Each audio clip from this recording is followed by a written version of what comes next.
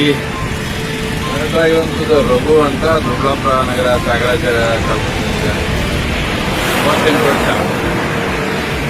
ಕಳೆದ 6-7 ವರ್ಷದಿಂದ ಬೆಳಗಾಮಲ್ಲಿ ಒಂದು ಖಾನಾವಳಿ ಹೋಟೆಲ್ ಇಟ್ಕೊಂಡು ಅಲ್ಲೇ ಒಂದು ಹುಡುಗಿನ ಲವ್ ಮಾಡಿ ಮದುವೆ ಮಾಡ್ಕೊಂಡು ಅಲ್ಲೇ ವಾಸ ಇದ್ದಾನೆ.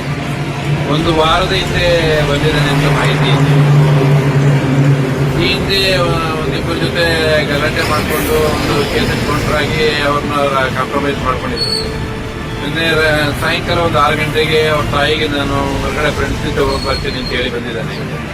ಅವ್ರ ಜೊತೆಲಿದ್ದಂಥ ಫ್ರೆಂಡ್ಸೂ ಅವರು ಯಾರು ಈಗ ಕಂಡು ಬರ್ತಾ ಇಲ್ಲ. ಅದ್ರ ಮೇಲೆ ತನಿಖೆ ನಡೀತಾ ಇದೆ. ಡೀಟೇಲ್ಸ್ ಸಿಕ್ಕಿದ ನಂತರ ಗೊತ್ತಾಗಿದೆ. ಯಾವ ರೀತಿ ಮರ್ಡರ್ ಮಾಡಿದ್ದಾರೆ? ಅವರು ಸಿಡಿಲು ಮಾಡಿದ್ದಾರೆ, ಕಲ್ಲೊಂದು ಎತ್ತಾಕಿದ್ದಾರೆ. ಆಲ್ಕೋಹಾಲಿಕ್ ಡ್ರಂಕನ್ ಸ್ಟೇಜ್ ಅಲ್ಲಿ ಕಂಪ್ಲೀಟ್ ಜಾಸ್ತಿ ಕುಡಿದಿದ್ದಾರೆ. ತಲೆ ಮೇಲೆ ಕಲ್ಲು ಎತ್ತಾಕಿದ್ದಾರೆ. ಅದು ಅವ್ರ ಫ್ರೆಂಡ್ಸ್ ಸಿಕ್ಕಿದ ಮೇಲೆ ತನಿಖಾಂಶ ಗೊತ್ತಾಗ್ತದೆ.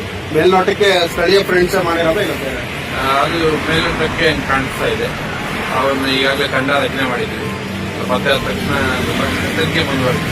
ಈತನ ಇನ್ನೇನು ಏನಾದ್ರು ರೌಡಿ ಶೀಟರ್ ಏನಾದ್ರು ರೌಡಿ ಶೀಟ್ ಏನಿಲ್ಲ, ಸಣ್ಣ ಒಂದು ಘಟನೆ, ಒಂದು ಸಿಂಪಲ್ ಅಡಿಕೆ ಒಂದು ಆಗಿತ್ತು. ಈಗ ಯಾವುದೋ ಆಕ್ಟಿವಿಟಿ ಇರಲಿಲ್ಲ ಕಳೆದ 10 ವರ್ಷ ಅಂತ ಹೇಳ್ತಿದ್ದಾರೆ. ಚೆಕ್ ಮಾಡ್ತೀವಿ.